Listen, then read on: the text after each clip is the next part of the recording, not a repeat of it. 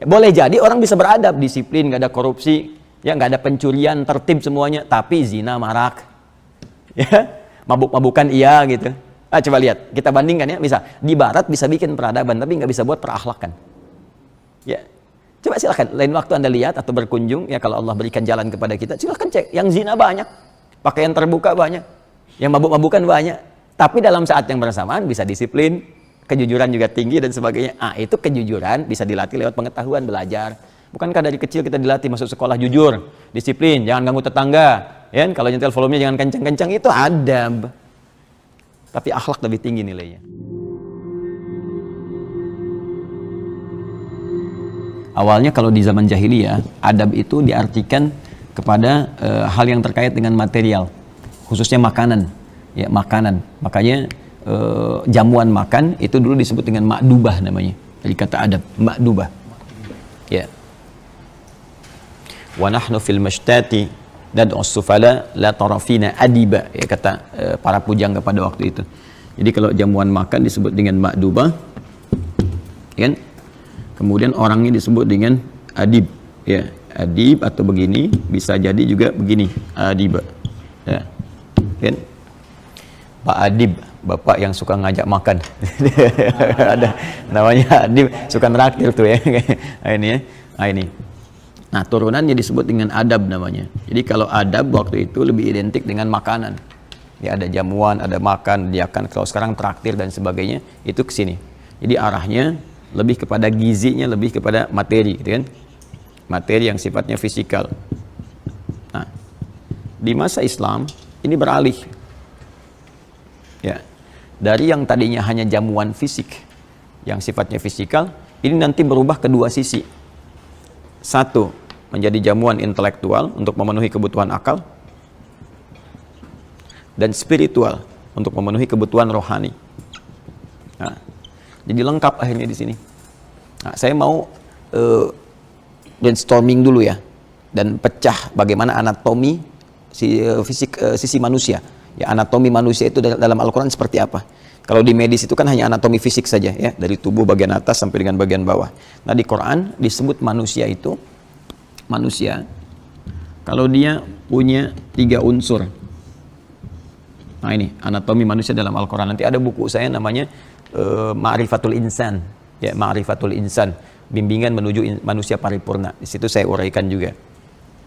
Satu, ada fisiknya secara jasmani, jism, ya, jism, badinya.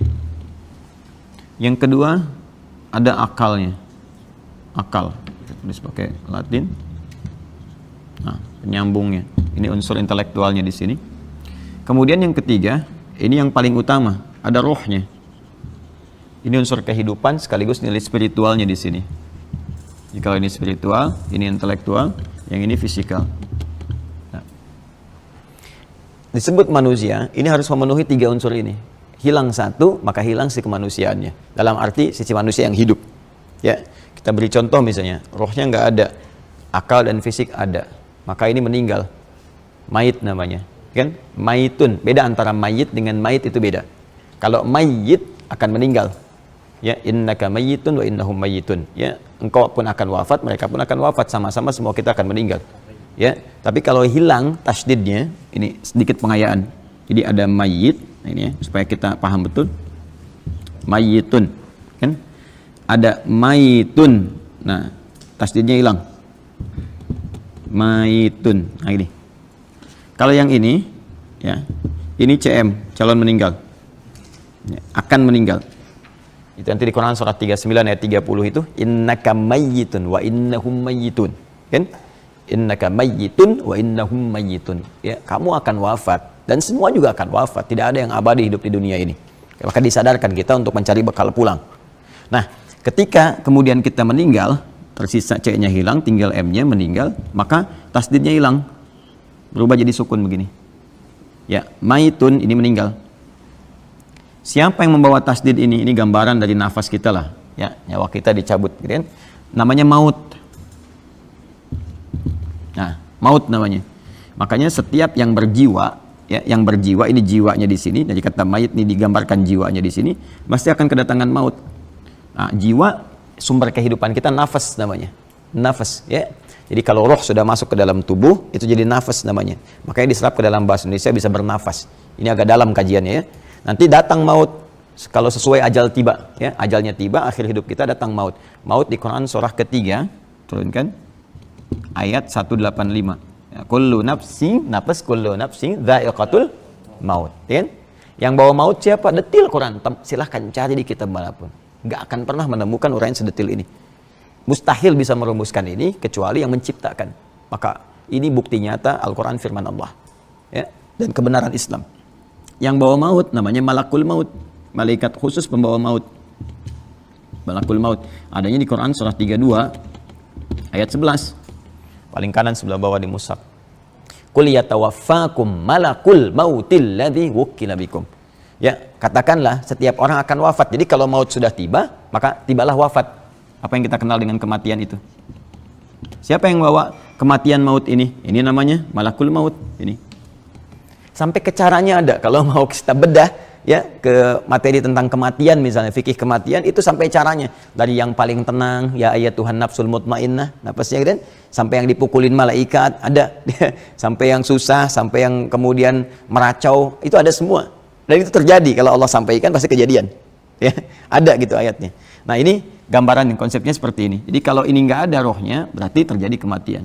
Kalau misalnya, mohon maaf, roh ada, fisik ada, akal ada, hewan, akal tidak ada, hewan. Karena hewan dicipta oleh Allah Subhanahu wa taala dengan roh, dengan fisik, tanpa akal.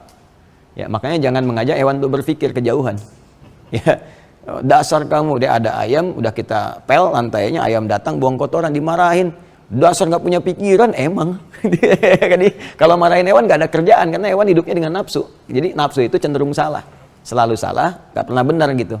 Kalaupun dia berbuat benar itu instingnya, bukan karena pikirannya. Jelasnya, kayak emang nggak ada pikiran.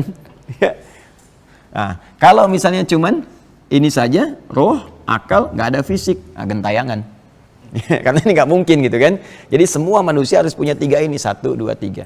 Di masa jahiliyah, adab itu hanya khusus memenuhi unsur fisik. Makanya jahiliyah, jahil. Akalnya nggak dipakai, ya, kekuatan spiritualnya kosong. Karena itu semua tindakan kriminalitas ada di situ. Kalau Anda mau mencari misalnya kriminalitas paling tinggi, kumpul di jahiliyah. Jadi ada jahlun, ada jahil, ada jahiliyatun, beda. Ya, jahlun, jahil, jahiliyah. Itu beda. Jahlun kebodohannya. Bodoh itu bisa dari segi pengetahuan, akal, bisa jadi moral.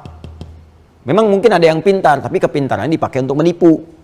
Ya, dipakai untuk berperang, dipakai untuk membunuh, dipakai untuk merampok, dipakai untuk zina, untuk goda dan sebagainya, padahal keburukan. Ini jahlun. Orangnya jahil. Kalau kita ingin kumpulkan semuanya, keduanya, semua sifat keburukan itu dan melekat di dalamnya, maka jahiliyah namanya. Kenapa masa itu disebut dengan jahiliyah? Karena memang semua perangkatnya terpenuhi pada hal-hal yang keburukan, sifatnya keburukan. Gak kenal, bodoh tuh gak kenal pada kebaikan. Gak kenal pada moral, secara umumnya. Secara umumnya. Nah, karena itu pun aspek-aspek adab ini hanya untuk memenuhi unsur fisik saja. Maka ini kosong. Ya. Maka jangan berharap ada peradaban pada masa itu di jahiliyah. Gak ada. Tenggelam di jauh di bawah. Diapit oleh Persia, oleh Romawi. Ini paling bawah. Gak ada peradaban. Ya, gak ada puncak ilmu di situ. Kemudian spiritual kosong, rohiyah kosong. Yang berkuasa dukun, kan, tukang santet, ya, kemudian ya kasih jimat-jimat dan sebagainya. Jadi kalau ada lagi sekarang itu terlambat, udah hilang 15 abad yang lalu kalau muncul lagi gitu kan. Kalau kembali lagi, berarti ada sesuatu yang bahaya. Ya, ada yang bahaya di sini, kembali ke masa-masa yang bisa menyebabkan ini. Jadi kalau sudah lekat dengan nilai-nilai tadi, perdukunan, itu pasti lama-lama dampaknya akan berdampak pada instabilitas dalam kehidupan. Ya, pasti itu sudah akan muncul nanti pertengkaran, perselisihan, macam-macam dan sebagainya. Itu karena jahiliyah seperti itu sifatnya. Datang Islam, begitu Islam datang, maka diberikan warna baru.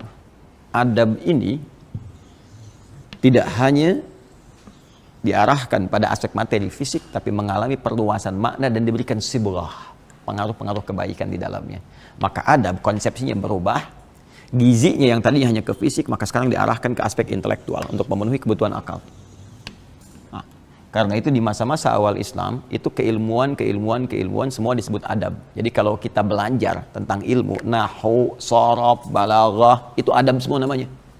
Makanya kalau Anda masuk sekarang ke Universitas Islam, UIN misalnya, Universitas Islam Negeri dimanapun, ada jurusan adab, ya, itu bukan jurusan makan, isinya sastra, ya, isinya nanti ada masuk di bawahnya ada nahwu, ada sharaf, ada balaghah, ada macam-macam, ya, ada fiqh muqarin, ada muqaranatul adab, ya, ada arud dan sebagainya. Jadi semua ilmu pengetahuan dulu disebut adab.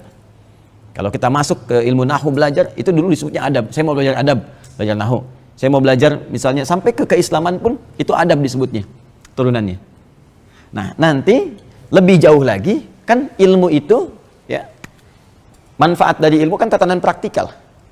Apa yang didapatkan dari ilmu kita dipraktekkan dalam kehidupan, itu kan?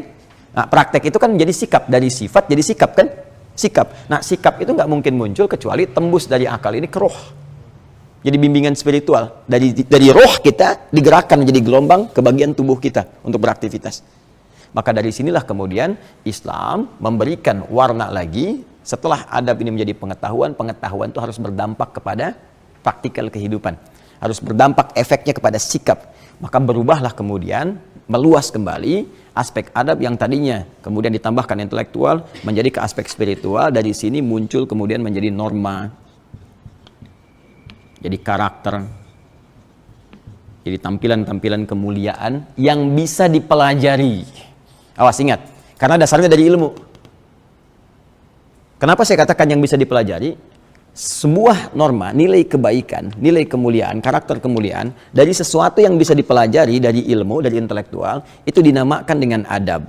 Tapi kalau dia dihasilkan dari proses ibadah, bukan belajar sifatnya, tapi ibadah yang dilakukan untuk mendekat kepada Allah, maka dia disebut dengan akhlak namanya. Lebih tinggi lagi.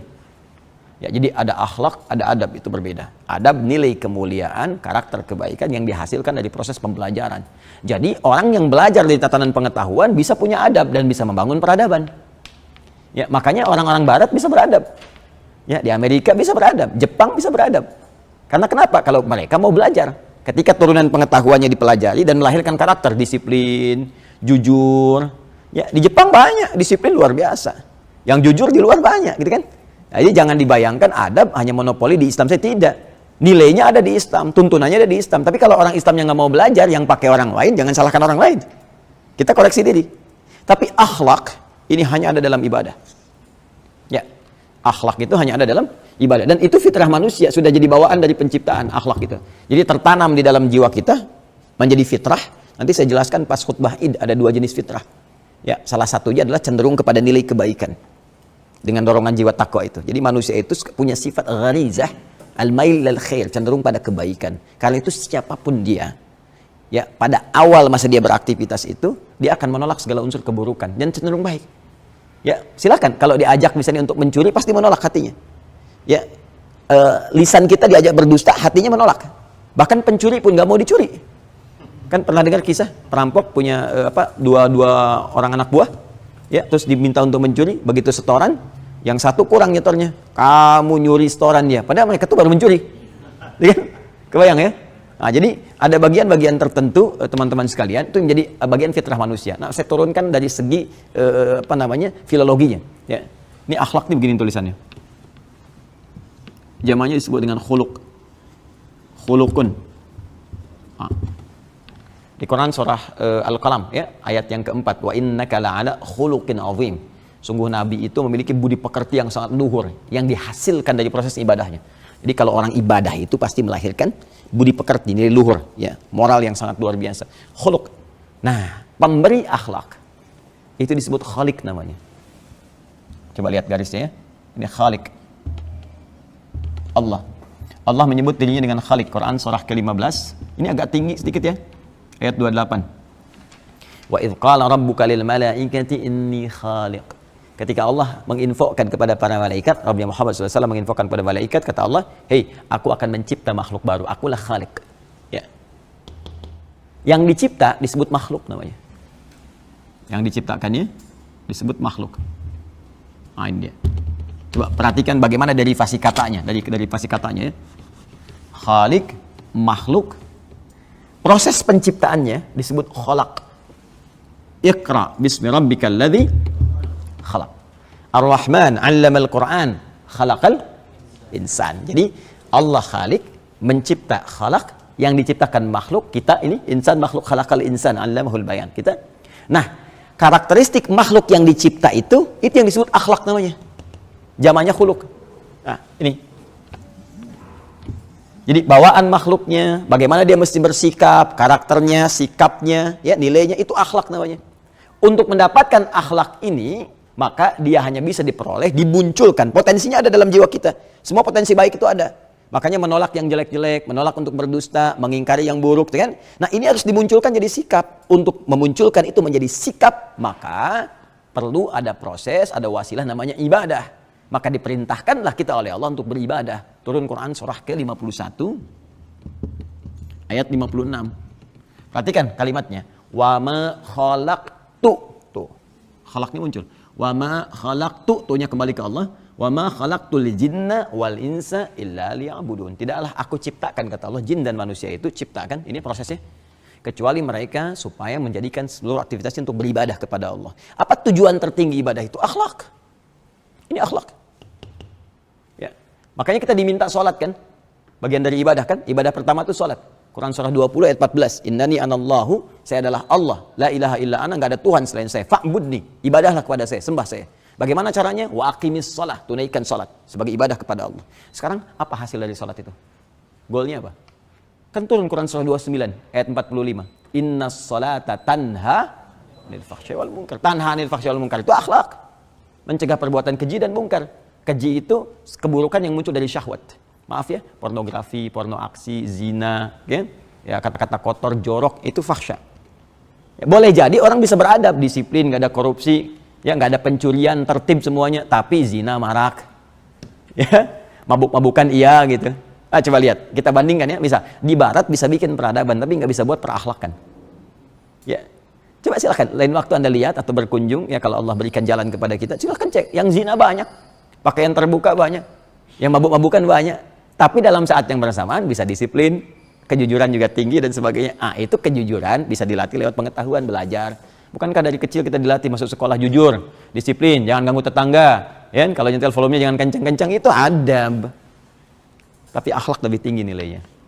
Setidaknya umat Islam itu harus mampu mengakomodir semua nilai-nilai kebaikan. Akhlak ini bisa diterjemahkan dalam bentuk adab ketika dilahirkan dalam bentuk konsepsi.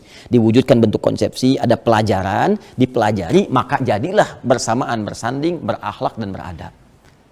Sholatnya bagus, mencegah perbuatan keji dan mungkar. Kemudian untuk menguatkan sholat ini diterjemahkan dalam bentuk pelajaran. Maka ada pelajaran fikih sholat, dulu pelajaran ada akidah akhlak. Tuh kan, masih ada sampai sekarang. Saya masih kecil masih ada tuh pelajaran tuh. Nah, tugas dulu. Tugasnya Pak Azul sekarang munculin lagi. Ada akidah akhlak tuh, ada kan? Supaya nyatu. Makanya kenapa ada akidah, ada akhlak, supaya orang yang berakidah itu berakhlak. Makanya jarang dulu ada bom-boman tuh. Ya, ribut-ribut macam-macam, kita damai aja. Ya, enggak. Kenapa? Karena akhlak ada. Sekarang akhlak dieliminir.